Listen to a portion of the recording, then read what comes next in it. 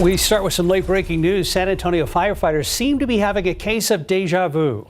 They had been called to put out a fire this morning in the same house where they had one just a week ago. Katrina Weber is live on a street called Montezuma, not far from Guadalupe and Southwest 18th. Katrina, do they know how the fires have started or who may be responsible?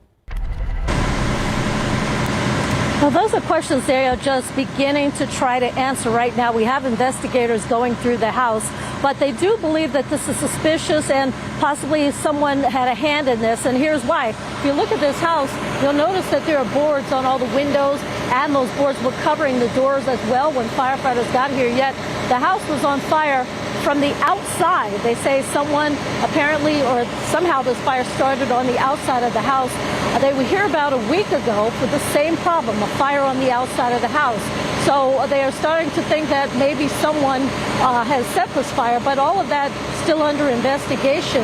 And again, we do have investigators right here. No one was found in or around the house. No one was injured as a result of this fire, but definitely enough here to have firefighters raising an eyebrow at why this apparently keeps happening. Reporting live on the west side, Katrina Weber, KSAT 12 News. All right, Katrina, thank you very much. Good morning to you. It is Thursday, March 7th. Thanks for joining us, and just wondering if that humidity this morning will pay off into some rain. We've got some wildfires out there that could use a sprinkler too. And Mike, I was complaining the other day because I hadn't seen substantial wildfires yet. I saw a bunch yesterday. Oh, really? On the western edge of 281 right by San Antonio International Airport. Okay. There's a hill right there. If you can take pictures carefully, safely, please do. And as far as the rain with all this humidity, we're not going to don't expect a lot, unfortunately. We do have a few little light sprinkly showers out there right now. The road may be damp. There almost looks like there's a little sheen on the road out there, 410 at the airport. This is some clutter right here, but notice how we've got just a few of these little scattered sprinkles there in portions of Medina County, right there, just maybe to the west of the airport, sliding up to the north along 10. And again, it's just little light stuff, sprinkles, maybe some mist and drizzle out there, not amounting to really anything, just enough to kind of keep the dust down at best. It's hints of some fog. Castroville, Hondo, around Kerrville. We'll have to watch out, especially going in toward Sunrise and just after that. More fog around Rock Springs as well as Eagle Pass. And then on the other side, over there by Victoria, Oak and Hackberry are on the moderate side. We are going to get the updated count coming up later on this morning. Now, one thing that has changed significantly compared to yesterday, Storm Prediction Center talking about the chance for showers and potentially severe storms tonight.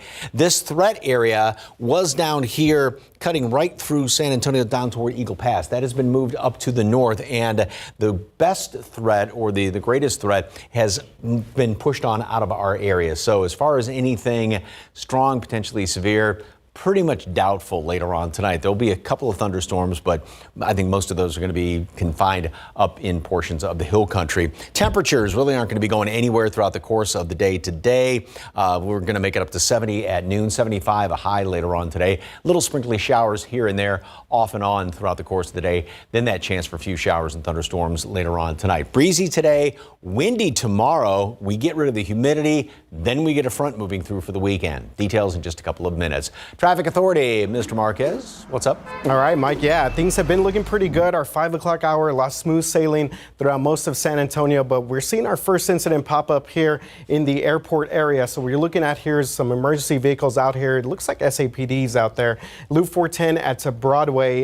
This is going to be the westbound lanes of 410 at Broadway, and this was initially reported as a crash by the San Antonio Fire Department. So I don't believe it's on the main lanes of 410, but something that we will obviously continue to monitor as we make our way through our 6 o'clock hours. Take a look at our maps, and traffic is moving pretty smooth here in both directions on 410. So again, this just popped up on the San Antonio Fire Department page, something that we will continue to get some more updates on here, but it is affecting westbound at Airport Boulevard. You just saw the Broadway shot right there. The rest of the city, everything else is looking pretty good right now. We're still dealing with some ongoing construction on the east side there, looking at I-10 at 410 over in the Ackerman Road area. The Ackerman Road area had been closed there at I-10 westbound, so keep that one in mind if you live or have to drive around the east side of town right now. Taking a look at the rest of the city, one quick check here. Other TransGuide shots here, 35, 37, traffic moving pretty good.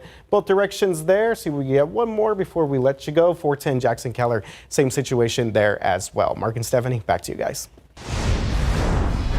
Thank you, RJ. New this morning, San Antonio police have arrested a 19-year-old after a series of car robberies ending with one man's home being shot up. So the San Antonio Police Department is saying that a man called officers after he spotted 3 people in his family's car, one of them being the man on your screen, John Salinas. After confronting the suspects, one of them apparently started shooting. Officers looked at neighbors' home surveillance video and found that the suspects were stealing 3 separate vehicles and searching through several others an hour before that shooting. The video also captured Salinas walking back to his home. He is charged with aggravated robbery, and officers are still searching for the other 2 suspects. Despite how long it took for the final numbers to come in from election headquarters after Tuesday's election day, voter turnout was low in Bexar County. Sarah Costa joins us live with our local numbers and how we compare to voter turnout across the state. Well, good morning, Sarah. Good morning, Mark and Steph. Well, low voter turnout was the story for here in Bexar County.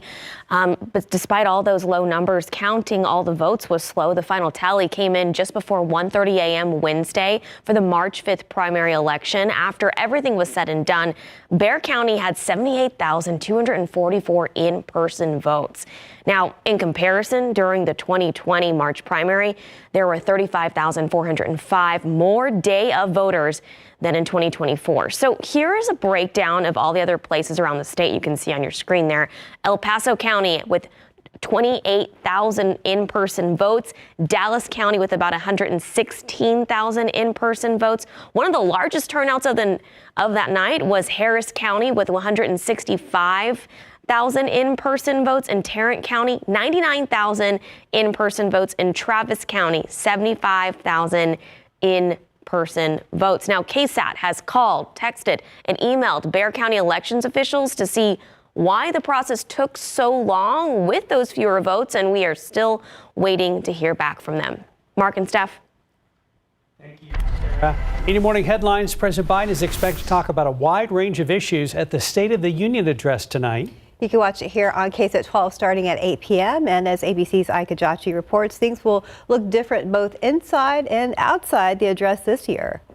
This morning, President Biden getting set to make his case to voters. This year, Biden is expected to touch on major campaign issues like the border and the economy, reminding voters that wages are rising, millions of new jobs have been added, and unemployment remains at record lows. He's also expected to blame Donald Trump and some Republicans for killing the bipartisan border deal. Biden will likely renew his push for higher taxes on corporations and billionaires, something Republicans have dismissed as the wrong approach. And also, keep your ears open for any new policy proposals. The yearly speech is a chance for the president to lay out new goals and rally Americans to support them. Biden has used previous speeches to discuss his unity agenda, which included expanded health care benefits for veterans. This year's address may look different, as Speaker Mike Johnson will appear behind Biden, the third different Speaker of the House in as many addresses for the president. America is in decline, and nothing he says tomorrow night is going to change that. One thing he hopes not to see this year are interruptions. Speaker Mike Johnson is urging House Republicans not to disrupt the president, reportedly telling them decorum is the order of the day. And outside the Capitol, roads will be closed and security tight in Washington, as more than a dozen groups plan to protest today, demanding a ceasefire between Israel and Hamas. Ika Jachi, ABC News, Washington. And don't forget, President Biden's State of the Union address happens tonight at 8 p.m., followed by a response from Alabama Senator Katie Britt on behalf of Republicans in Congress. Now, we got you covered. You can watch it all on KSAT 12 and all of our streaming platforms. Staying with politics, the House of Representatives passed 6 funding bills to avoid a partial government shutdown. Top Democrats and Republicans in both chambers approved it. The funding would pay for several agencies through September.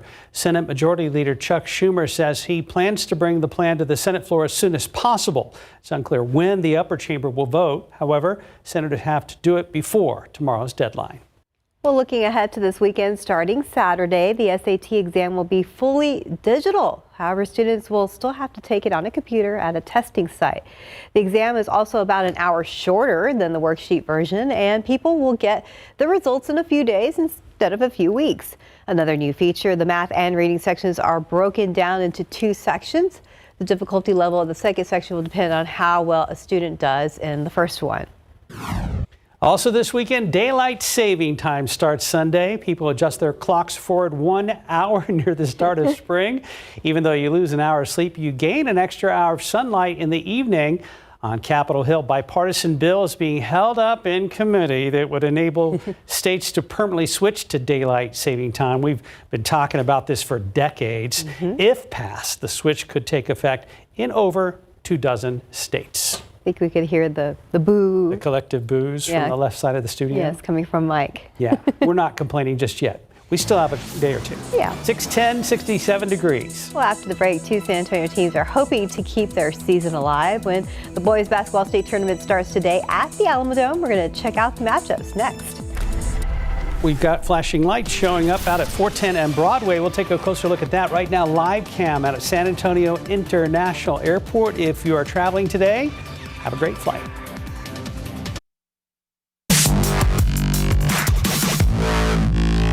Welcome back to 614. Well, San Antonio's Cole Cougars are in the spotlight this afternoon at the Alamo Dome. Yeah, that's Shaq's old high school. They're hoping to knock off defending state champs Hitchcock in the UIL boys basketball Class A state semifinals. Hitchcock is down in the Galveston area, hoping to repeat as champs, while Cole is trying to win it all for a third time.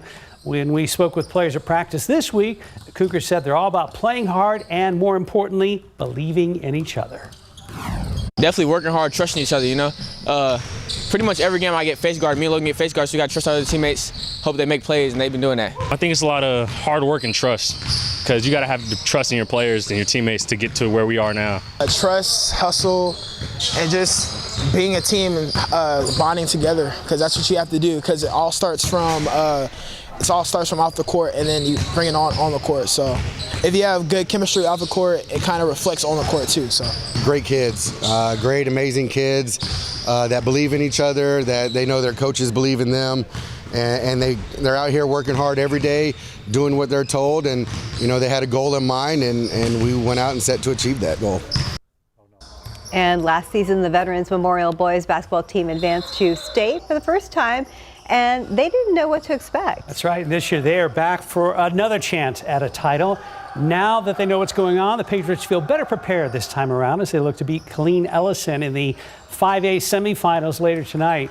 This group of seniors are motivated by losing in the semis last season and by those talking down on San Antonio hoops. It motivates us a lot. You know, we see everybody talking about San Antonio teams and saying how we just can't get it done. So, you know, our motivation is to just come out there and prove everybody wrong. We don't expect to be the favorites. We expect to be the underdogs, and we got to come out here and play like the underdogs. Yeah, it motivated me in the summer, honestly, to work hard and to have my teammates work hard so we could be prepared for this moment. We just have to come in and just play hard. I think last year, I think Coach said it best. It was kind of like a blur. But now at this stage, we know what we have to do. We were in the same position last year. We know what it takes. So we just got to come out, execute. But yeah, it definitely was a blur. But this year, we were way more focused. As you can see, the record shows. So yeah, this year, yeah, we're way more focused. So Cole and Hitchcock will go down at the Dome this afternoon at 3 p.m. and then later tonight at 7, Veterans Memorial tips off again against Colleen Ellison for the 5A state semifinals. Good luck, guys. Also later tonight, the Spurs are heading west to take on the Sacramento Kings. It's a late tip-off starting at 9 p.m., so Mark and I are probably not going to watch this one. Victor Wembanyama will not play tonight due to a strained ankle injury. All right, traffic is building out there, and we've got flashing lights on part of 410. Let's check back with RJ. Yeah, guys, 410 and Harry Wurzbach right now have reports of a crash, and this just popped up on, excuse me, on TxDOT's website right now. So it looks like the westbound lanes here, 410, traffic is now at a standstill here. Trying to get a little bit more information on what's going on here, but there were a couple of crashes in this area. It looks like this is kind of the center of our activity right here. Again, 410 westbound, Harry Wurzbach, basically the Nacogdoches area there as well. We'll continue to get more information as we move along here because this has been kind of of the busiest spot that we've been seeing over the past 30 minutes or so. So here's the crash that we're seeing there. It was initially reported on Nacogdoches. Now it's being reported Harry Wurzbach, but you do see some delays here for westbound traffic. It looks like our earlier crash there at Broadway at 410 West, that has been cleared out. So that is some good news. But again, we'll continue to get more information right now. 410 westbound near the airport, been very busy. Have reports of at least 2 crashes in that area. We have a stalled vehicle also reported at 10 westbound at Colorado Street. Hopefully that'll clear out here, not causing any major delays at the moment. But you guys were just talking about the UIL state tournament. So that starts tonight. TransGuide has put out some signs saying that parking will be limited in the area. Of course, all the action taking place there at the Alamo Dome. There are 3 city lots in this area that you can find parking if you're headed out there. Of course, we're going to get a lot of people coming in from the rest of the state. But if you're a Cole fan, Veterans Memorial fan, then we have the Martinez lot right here on Cesar Chavez in South Alamo. We also have the Alamo lot there on South Alamo as well, and then the Convention Center lot there as well for all of our fans making their way in, and also fans of the local teams here. Real quick, guys, my old roommate's actually the vice principal at Veterans Memorial. Big basketball fan, has really done a great job building up that basketball program. They probably know him as Mr. Gonzalez, but I know him as Mikey. Mikey. Hopefully I don't start calling him that. Yeah. Coach Mikey or just Mikey? He was a really good basketball player at Highlands. Going back, his name's Michael Gonzalez, but yeah. Well, congrats. Yeah. They probably, Mr. Gonzalez. And what did he call you? Well, we had different things. I'm addressing you right now because all RJ. Yeah, he's probably like, Mikey. You can tell us in the commercial break. Okay, the most interesting thing in the video there at Cole, the blocking pad. Usually you see coaches with those with football, but I mean the guy's going in for a layup and does this to him. So good training. Yeah. Interesting to see with basketball though. All right, rolling the school bus this morning. I don't know if you need a light jacket. It's too warm out there, but we do have some mist, some drizzle, a little bit of fog around the area. We've got a few sprinkles showing up on radar, and then basically just cloudy skies all day long, and a couple of light little sprinkly showers here and there. 75 for a high temperature, so a bit closer to a normal high temperature, which is low 70s right now. All right, the eclipse just 32 days away, and a little factoid, I didn't realize this. I mean, we had a partial eclipse, obviously, last fall and then a few years ago, but the last time we had a total eclipse here in town, 1397. I didn't realize that. Anybody remember that one, Mark? Yeah, you said it was a Tuesday. Yeah, exactly. Stop. Anyway, and of course we are going to be covering it all for you coming up on that Monday, April the 8th. All right, yeah, a lot of things are in bloom and oak trees. This is from our friend Yvonne. Look what is on some of those trees out there. I haven't seen them yet on my oak trees, but look at all the little dingle fobs, catkins, whatever you want to call them. And then they drop all that lovely yellow dust out there. So just get ready for oak season as it gets into the brunt of it. Out at the airport, it does look like the road may be a little bit on the damp side. We do have a few of these sprinkly showers that are showing up on radar. And as you can see, there's a fair amount here in portions of Medina County, right there around Medina Lake. It's not really amounting to much of anything. I mean, any rain in Medina Lake is going to be fantastic, but this is not going to be any sort of a drought breaker. And then here in and around town, it looks like we do have a few of these light little showers, maybe right to the northwest of downtown, sliding up by the airport. Again, this is very, very light stuff, and otherwise it's going to be kind of mist and drizzle and almost too light to be picked up on radar. That's the only thing showing up, or the only thing showing up as of right now. This is just some clutter right there around the radar site. We do have some fog, reduced visibility. Castroville, Hondo both dropped down to 4 miles right now, and Kerrville at 5 mile and a quarter visibility out there at Rock Springs. Again, all day long, just basically cloudy skies, a couple little sprinkly showers, and that's 75 for a high temperature. Computer model, we'll keep those few little sprinkly showers around throughout the day, and then we go into tonight, and that's when we'll start to see some of these showers and storms develop. Now, most of those are going to be staying well up basically north of our area, maybe Kerrville, Fredericksburg, with a potentially stronger storm. But again, Storm Prediction Center had taken that and moved it further up to the north. After a sprinkly shower tomorrow, we're going to be clearing out very quickly during the show tomorrow morning and during the morning commute. It is going to be windy, and then we're also going to see drier air coming in here during the course of the day. Then we get the front moving through. So we have the rain Showers today, a couple of storms later on tonight. We clear out quickly tomorrow, 83 for a high temperature. So it's going to be a similar situation to what we had a couple of days ago when we had the very dry air with the westerly wind coming in here. We're not going to hit 91 like we did the other day, but still well above normal, 83. Then the front comes in, pulls down the colder air. Yeah, I'm going to use the word colder for the weekend, mid 40s. Justin Horn's been using, he's not looking forward to this weekend. 65 for highs both Saturday and Sunday, and then milder going into next week. Chance of rain, next chance of rain is not till probably Thursday of next week. Well, the afternoon should be okay. It's just the morning hours that'll be a little chilly. Crisp and nice out there, because just think, in a couple of months, that's true. Dying for temperatures like that. So yes, we will. You are correct. Thanks, Mike. 623, 68 degrees. We'll be right back. If you're only using facial moisturizer in the morning, did you know the best time for a skin renewal is at night? Add Olay Retinol 24 to your nighttime skincare routine. It combines hydrating moisturizers with powerful retinoids to renew millions of surface skin cells while you sleep. Plus, it hydrates better than a $100 retinol cream. Wake up to smoother, younger-looking skin with Olay Retinol 24. Learn more at Olay.com. This has been Medifax for Olay. If you have chronic kidney disease, you can reduce the risk of kidney failure with Farxiga, because there are places you'd rather be. Farxiga can cause serious side effects, including ketoacidosis that may be fatal, dehydration, urinary tract or genital yeast infections, and low blood sugar. A rare life-threatening bacterial infection in the skin of the perineum could occur. Stop taking Farxiga and call your doctor right away if you have symptoms of this infection, an allergic reaction, or ketoacidosis. Farxiga.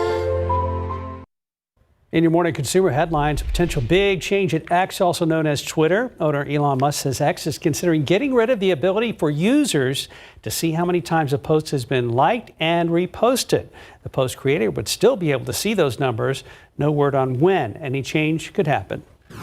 Apple says it is cutting ties with Fortnite video game developer Epic in Europe, calling the company untrustworthy after it criticized Apple's App Store. Epic previously lost an antitrust lawsuit against Apple after the tech giant removed the popular game Fortnite from its App Store. And finally, Twitch is overhauling its mobile app for the first time in 5 years. The popular live streaming service will soon have a scrollable feed similar to TikTok. The redesign will make it easier to share quick updates. It promises a more modern and immersive viewing experience. Time now 6:27 and 68 degrees for now. And a heads up for you morning commuters, the big problem right now is right here at Loop 410 and Harry Wurzbach. We're going to check on the traffic flow and what's happening out there with RJ Marquez coming up.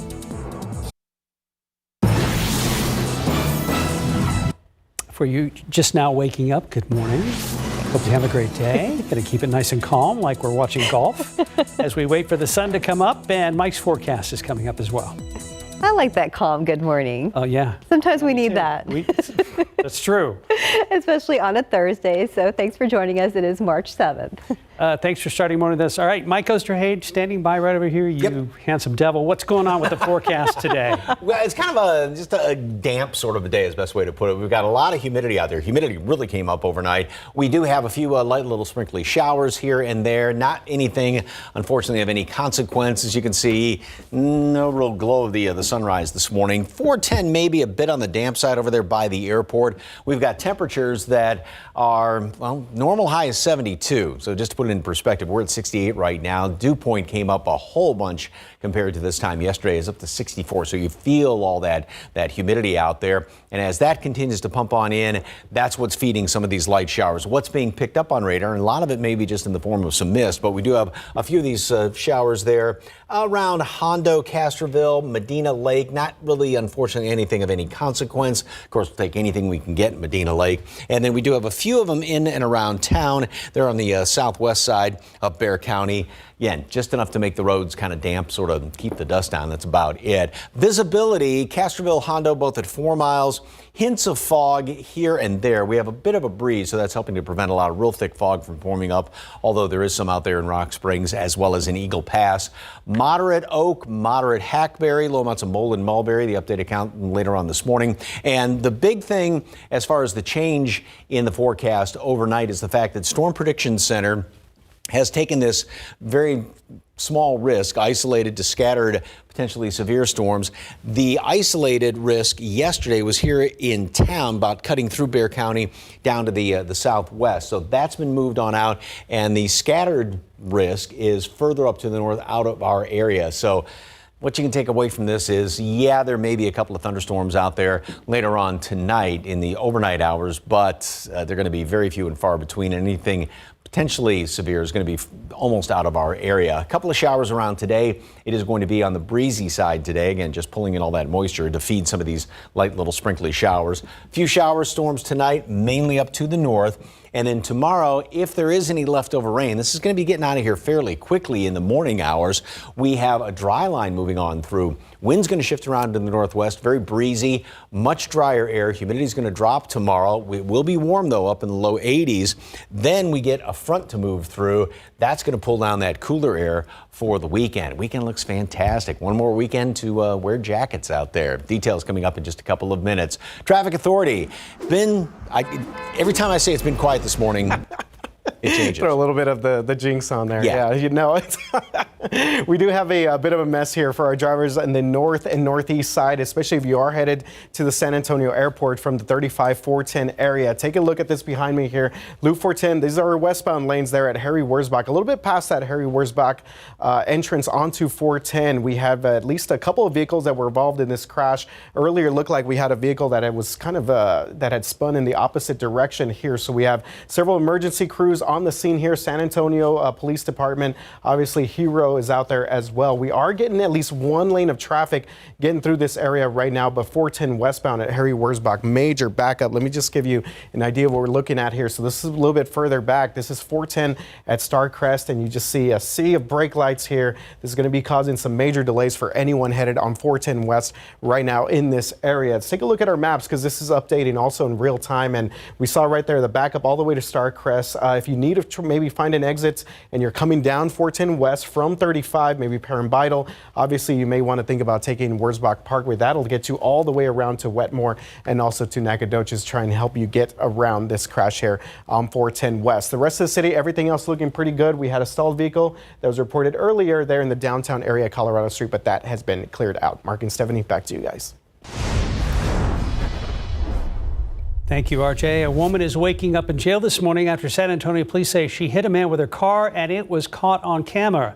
Police arrested 35-year-old Kathleen Ashmore Prather for aggravated robbery after the victim told them he saw her and another person breaking into mailboxes in his gated community. The man approached the two and attempted to stop them. That's when a witness nearby heard the yelling and blocked the suspects from leaving. In an attempt to get out, the suspect drove towards the man, hitting him. The Homeowners Association front gate cameras captured the incident. An assistant principal from a local high school lost his job after he was arrested yesterday. Joshua Peters used to work at Still High School, and according to Cibolo police, officers got a tip that he might have been holding marijuana. Investigators say Peters gave officers permission to search his vehicle, and that's when they found marijuana and a smoking pipe. Police took Peters to the Guadalupe County Jail. Schertz Cibolo Universal City ISD sent out a letter to parents from Steele's principal. Now it reads in part, quote, "This news is deeply troubling and we are taking this matter very seriously. While the Cibolo Police Department is leading the investigation, I want to reassure you that we are taking the appropriate steps here at Still High School to address the situation and ensure the continued smooth operation of our campus," end quote. That letter also stated that Peters is no longer an employee with the district. Happening today at 2 p.m., Uvalde City Council is having a special meeting to hear the results of an independent investigation into its police department's response to the Robb Elementary School shooting. That investigation was called by then Mayor Don McLaughlin back in July of 2022. As Lee Waldman reports, it's taken over a year and a half to complete and comes after a damning report by the Department of Justice. I can't begin to imagine my son, who had just turned 10 2 weeks prior, what he went through. Oscar Arona's son Noah is nearly 2 years older now, but is still dealing with the physical effects of a gunshot wound to his shoulder and the mental trauma of being trapped with a gunman for 77 minutes inside his fourth grade classroom. What he's going to have to deal for the rest of his life. Noah is one of the handful of survivors from classroom 112. His parents have joined others in calling for accountability following the May 24th tragedy at Robb Elementary School that left 21 dead. Oscar is eager to see what's included in today's independent investigative report into the Uvalde Police Department's actions on that day. I'm curious to see what the city's response is going to be to it now, because as far as I know, I don't think they've taken responsibility for anything. The report, started in July 2022 by an Austin area investigator, was initiated by then Mayor Don McLaughlin, who estimated it would take between 60 and 90 days to complete. 9 months later, it's finally done. We asked McLaughlin on Super Tuesday about the report's upcoming release. It's been too long coming. We've been blocked, as you know, from the district attorney. We've had to sue her twice when I was mayor. The lawsuits he mentioned were filed initially in December 2022 and again in August 2023. At the time, McLaughlin said Uvalde's District Attorney Christina Mitchell was withholding information from the independent investigator Jesse Prado, and he called the whole situation a cover-up. From the smallest to the largest, we need to come clean, lay the cards on the table, and hopefully we can find what mistakes we made and keep it from happening somewhere else. While we don't know what will be inside today's report, we know the Uvalde City Council will hear from the Uvalde people after it's presented. Lee Waldman, KSAT 12 News. On the agenda for today's special City Council meeting, we know that Council will start in executive session. After hearing public comment, we'll make a decision about the attorney-client privilege the police department holds with regards to that report. Meanwhile, First Lady Joe Biden will welcome guests to join her in the viewing box for President Biden's State of the Union address tonight. Jasmine Casares, the sister of Robb Elementary School shooting victim Jackie Casares, will be among those guests tonight. Sarah Costa joins us now in studio to tell us why Jasmine is among those chosen. Sarah. Good morning, Mark. Yeah, Jasmine has been pushing for more to be done with gun violence prevention since her sister was brutally shot and killed at Robb Elementary. And the White House says Jasmine was invited to the State of the Union because she is among those that personify issues or themes that will be addressed by the president in his speech or that embody the Biden-Harris administration's policies. Jasmine is a leading advocate for gun violence prevention at the state and national level. After her sister Jackie was killed in the shooting at Robb Elementary in Uvalde, Casares spent her senior year of high school traveling across the country and sharing Jackie's story. She spoke alongside March for Our Lives leaders at the Texas State Capitol and testified before lawmakers to advocate for tighter background checks and extreme risk protection order laws. There have been 70 mass shootings in the United States so far this year, and 2,036 since President Biden took office. That's according to the Gun Violence Archive. Now, Biden is likely to highlight a series of executive actions on the issue, but he has repeatedly called on Congress to do more and will likely renew those calls tonight. Last year, Casares was honored by First Lady during the first ever Girls Leading Change celebration at the White House. Mark? Sarah, thank you. Before we go to break, later this morning, a court will hear the case of an ex-SAPD officer who wants his trial to be heard in a different location. We're talking about James Brennan. In 2022, Brennan shot then 17-year-old Eric Cantu outside a San Antonio McDonald's after identifying Cantu's vehicle from an evading arrest case. Brennan's attorneys believe he would not get a fair trial here in Bexar County after remarks Chief William McManus and District Attorney Joe Gonzalez made after the incident.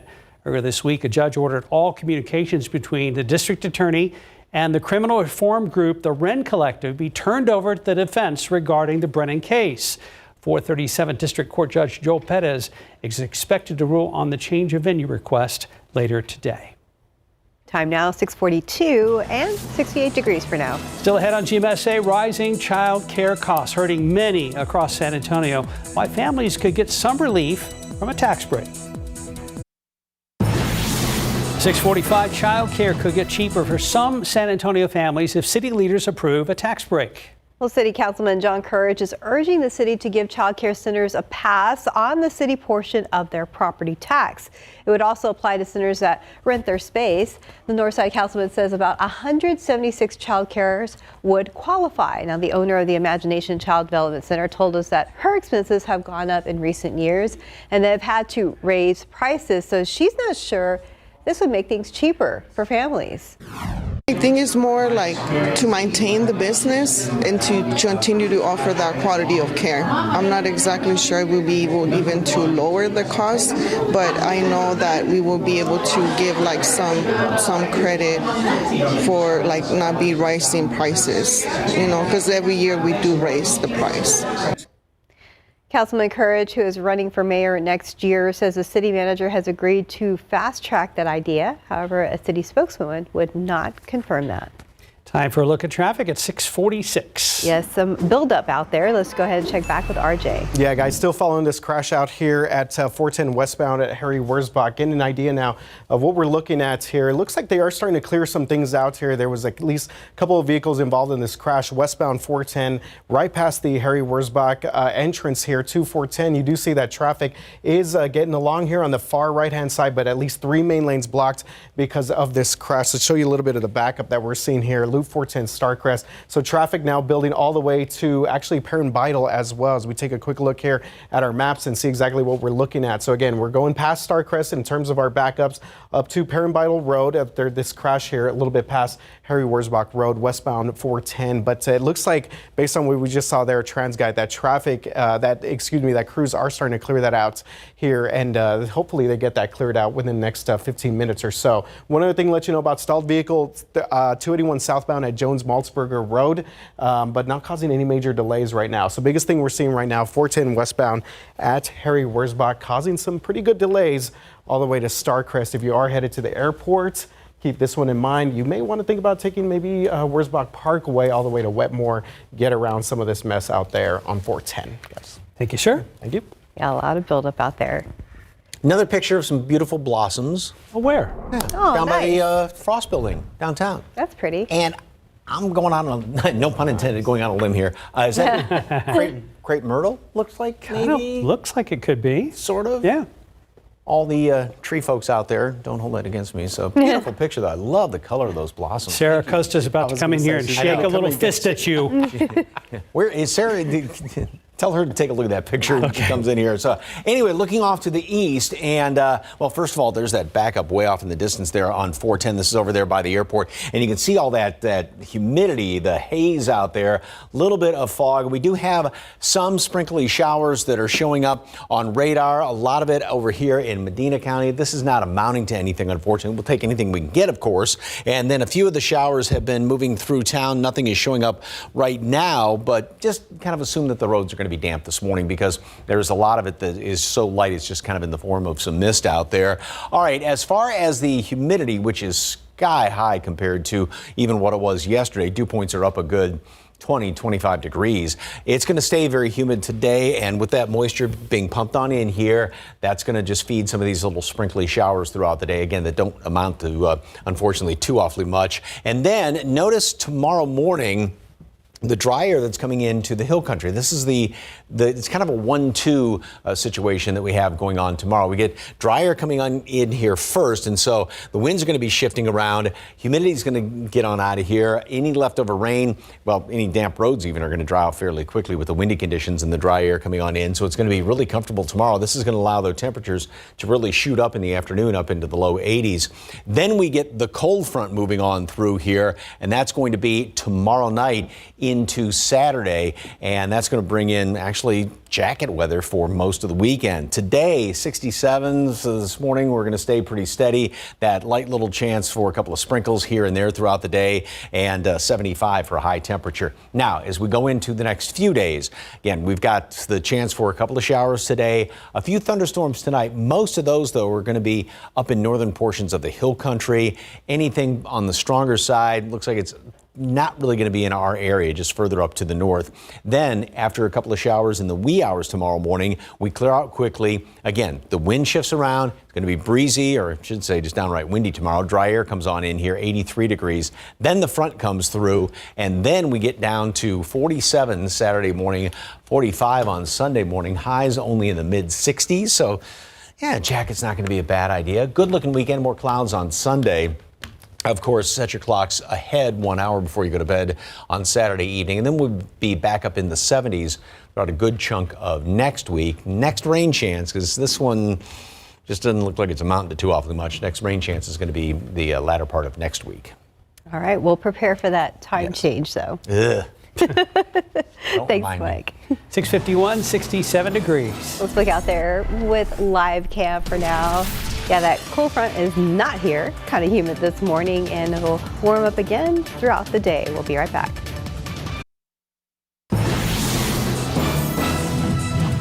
Right now on KSAT.com, the San Antonio Book Festival has released its 2024 lineup along with 28 local authors.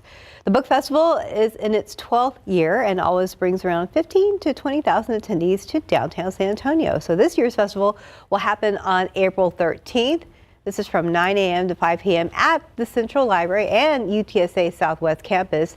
You can read all about it right now on our website at KSAT.com. RJ, correct me if I'm wrong, but it looks like we have good news at 410 and Harry Wurzbach. Yes, we do. Really good news out there for our drivers in this area as that accident is cleared out. Look at that. We now have clear lanes here at 410 westbound Harry Wurzbach Road. So that's good news. Traffic had been backed up all the way to Starcrest going to Parambital. So that's good news for our drivers headed in that direction there. One quick check of our maps here. 281 southbound. That's the only thing that we're seeing right now that's indicating any sort of delay right now. That's going to be at Jones-Maltzberger 281 south. But again, everything else is looking pretty good. Do want to remind everyone that's headed out today, we are going to get a lot of traffic around the Alamo Dome because the UIL Boys State Tournament is starting later this morning. There are going to be games all day. This is going to be taking place throughout the weekend. We got a couple of lots here, the Martinez lot, the Alamo lot, and the Convention Center lot available for people down there. Go Veterans Memorial, go Cold Cougars. Absolutely. Yeah. Good luck, guys.